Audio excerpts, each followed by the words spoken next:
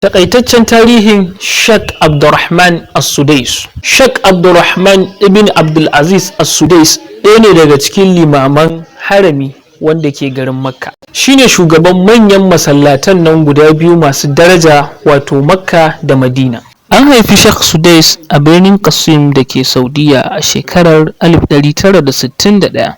Fitaccen malamin ya haddace Alƙur'ani mai girma tun yana ɗan shekara 12 a duniya. Sheikh Sudais ya kammala firamare ɗin shi a 1979 da sakamako mai kyau. Ya yi digiri ɗinsa a fannin shari'ar Musulunci a King Saud University a shekarar 1983.